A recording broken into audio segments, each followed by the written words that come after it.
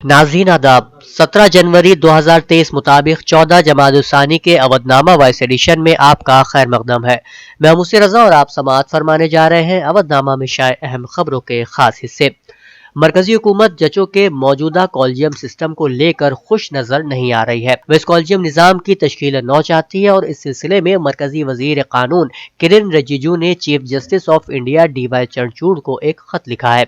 रिजिजू ने जजों की तकर्री के कॉलेजियम सिस्टम में हुकूमत के नुमाइंदों को शामिल करने की भी वकालत की है। मरकजी हुकूमत के मुताबिक ये जजों की तकर्री के सिलसिले में अदालत के फैसले लेने के अमल में अवाम के तय शफाफियत और जवाबदेही को फरोग देगा। दूसरी जानिब कांग्रेस ने पीर को हुकूमत पर अदलिया को कब्जा करने की कोशिश में डराने धमकाने का इल्जाम लगाया है। एक और खबर के मुताबिक सुप्रीम कोर्ट ने भारतीय जनता पार्टी के लीडर और साबिक मरकजी वजीर सैयद शाहनवाज हुसैन के खिलाफ मुबैना इस्मत दरी और धमकियों के मामले में FIR दर्ज करने के अदालती हुक्म को चैलेंज करने वाली अर्जी को पीर के रोज मुस्तरद कर दिया है। सबसे अमीर 21 हिंदुस्तानी अरबपतियों के पास 70 करोड़ हिंदुस्तानियों से ज्यादा मिल्कियत है। ये बात ऑक्सीफिम इंडिया की हाल में जारी रिपोर्ट में बताई गई है और नाबराबरी को लेकर कई दीगर अहम एदाद शुमार भी पेश किए गए हैं। इनसे मुतालिक हवाले और जराए भी रिपोर्ट में दर्ज है। रिपोर्ट के माने तो सिर्फ 5% हिंदुस्तानियों के पास मुल्क की मिल्कियत का 60% हिस्सा है, जबकि नीचे के 50% के पास मुल्क की मिल्कियत का महज 3% ही हिस्सा है। मौलाना अरशद मदनी की जमीयतुल उलमा हिंद की दाखिल करदा लव जिहाद कानून की आईनी हैसियत और मुबैना तौर पर बड़े पैमाने पर होने वाले तब्दीली मजहब के खिलाफ दाखिल पिटीशन पर आज सुप्रीम कोर्ट में समाअत हुई। अदालत ने सिर्फ जमीयतुल उलमा हिंद की जानिब से दाखिल पिटीशन पर नोटिस जारी किया और समाअत के लिए उसे कबूल कर लिया। इलेक्शन कमीशन ने आज सियासी जमातों को रिमोट EVM से जुड़े प्रोटोटाइप्स के मुजाहरे के लिए मदऊ किया है। कमीशन ने 8 तस्लीम शुदा कौमी जमातों और 57 तस्लीम शुदा रियासती जमातों को मदऊ किया। इस दौरान इलेक्शन कमीशन की टेक्निकल एक्सपर्ट कमेटी के अरकान भी मौजूद होंगे। कांग्रेस पार्टी ने इतवार को इस मामले पर बातचीत के लिए मीटिंग बुलाई थी, जिसमें 16 अपोजिशन जमातों ने हिस्सा लिया। मरहूम सहाफ़ी वक़ार रिजवी के यौम पैदाइश 15 जनवरी के मौके पर अवधनामा ग्रुप ऑफ पब्लिकेशंस की जानिब से करबला दियानुद्दौला में फ्री मेडिकल कैंप का इनेकाद किया गया, जिसमें relief hospital trauma and critical की टीम ने मरीजों की जाँच की और उन्हें मुफ्त अद्वियात फराहम की। मेडिकल कैंप का इफ्तिताह doctor Asad Abbas senior neuro physician ने किया। डॉक्टर असद अब्बास ने इस मौके पर वक़ार रिजवी को याद करते हुए कहा कि वक़ार भाई के यौम पैदाइश के मौके पर मेडिकल कैंप लगाकर ज़रूरतमंदों की मदद करना मरहूम के मकसद और उनकी याद को हमेशा ताज़ा रखेगा। समाजी खिदमात को सराहते हुए डॉक्टर असद अब्बास ने तक़दीस फातिमा, प्रोप्राइटर एडिटर अवधनामा और अवधनामा की टीम को मुबारकबाद भी दी। इस मौके पर मौलाना यासूब अब्बास ने कहा कि किसी भी कौम की तरक्की के लिए सेहत और तालीम, ये 2 चीज़ें निहायत ज़रूरी हैं और अवधनामा इन दोनों ही मैदानों में काबिल ज़िक्र कारनामे अंजाम दे रहा है। मेडिकल कैंप के दौरान समाज में बेहतरीन काम करने वाले अफराद और डॉक्टरों को एजाज से भी नवाजा गया। प्रोग्राम में doctor Mubashir Khan, doctor Mohammad Asif, doctor Mohammad Afwan Kidwai, doctor Khansa Khan, Aman Rawat, Tirupati Mishra, doctor Mohammad Kaif, समाजी कारकुन Meesam Rizvi, MSG foundation team के मोहम्मद सादिक, पार्षद लईक आगा को एजाज दिया गया। मेडिकल कैंप के इख्तिताम पर मौलाना फैज मशहदी और नदर मेहदी के हाथों गरीबों और नादारों में राशन तकसीम किया गया। मौलाना फैज मशहदी, तक़दीस फातिमा, नदर मेहदी और अवधनामा की पूरी टीम ने कैंप में तशरीफ लाए तमाम मेहमानों, रिलीफ अस्पताल, ट्रामा एंड क्रिटिकल की टीम और दीगर अमले का शुक्रिया अदा किया। उत्तर प्रदेश के वजीर आला योगी आदित्यनाथ ने कहा है कि वजीर आज़म जनाब नरेंद्र मोदी की क़यादत में गुज़श्ता 8 बरसों में की गई कोशिशों और फैसलों की वजह से पूरी दुनिया आज नए हिंदुस्तान की ताकत देख रही है। ये बदला हुआ मंजरनामा है जहां हिंदुस्तान के तई पूरी दुनिया का तस्वुर बदल चुका है। उन्होंने कहा कि दुनिया में किसी मुल्क की ताकत उसकी मईशत से ही होती है।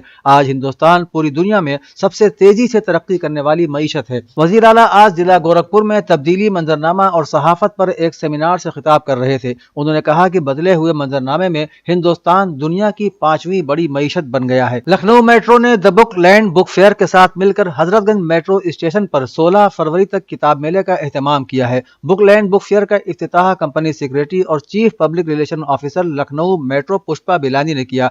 इफ्तिताह में the book land book fair के बानी जफर हसन और लखनऊ मेट्रो के दीगर सीनियर अफसरान ने भी शिरकत की। मेगा बुक फेयर में अदब, तारीख, साइंस, रूहानियत, फलसफा, इल्मी कुतुब, सकाफत, मजहब और सवाने हयात से मुताल्लिक मुख्तलिफ मौज़ूआत पर किताबें मौजूद हैं।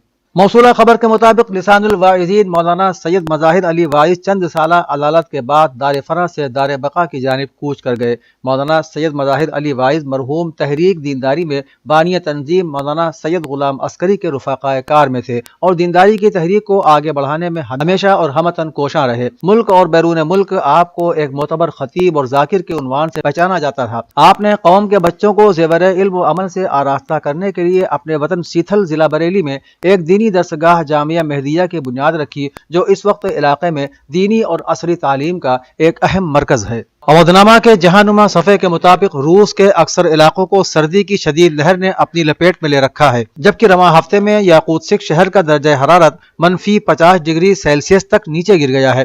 رپورٹ کے مطابق روس کے مشرق بعید میں ماسکو سے 5000 کلومیٹر فاصلے پر واقع کانکونی کے لیے مشہور شہر یاقوتسک کا شمار دنیا کے سرد ترین شہروں میں ہوتا ہے۔ رپورٹ میں برفیلی دھند میں ڈھکے شہر کے موسم کے بارے میں مزید بتایا گیا ہے کہ آپ کو اس شہر میں سردی محسوس ہی نہیں ہوتی، یا شاید صرف آپ کا دماغ آپ کو اس کے لیے تیار کر لیتا ہے اور آپ کو بتاتا ہے کہ سب کچھ نارمل ہے۔ اس سردی سے نمٹنے کے لیے کوئی خاص راز نہیں ہے۔ امریکہ میں برفانی طوفان کے بعد اب سیلاب اور بارش نے تباہی مچا رکھی ہے۔ اب تک 20 سے زائد افراد ہلاک ہو چکے ہیں۔ اب تک 70,000 سے زائد افراد کو متاثرہ علاقوں سے محفوظ مقامات پر منتقل کیا جا چکا ہے اور اس کے علاوہ مزید 75,000 لوگوں کو محفوظ مقام پر پہنچنے کے لیے کہا گیا ہے۔ شدید بارش کے باعث کیلیفورنیا میں کئی شاہراہیں، سڑکیں اور پل پانی سے تباہ ہو گئے ہیں۔ کئی مکانات کو بھی نقصان پہنچا ہے۔ شدید بارش، طوفان اور سیلاب کی وجہ سے اب تک 2 لاکھ کروڑ روپے سے زیادہ کا نقصان کا اندیشہ ہے۔ ماہرین موسمیات کا کہنا ہے کہ آنے والے دنوں میں حالات مزید خراب ہو سکتے ہیں۔ نیٹو کے سیکریٹری جنرل اسٹالن برگ نے جرمن روزنامے کو انٹرویو دیتے ہوئے کہا ہے کہ یوکرین جلد ہی مغربی ممالک سے بھاری ہتھیاروں کی مزید کھیپ کی توقع کر سکتا ہے۔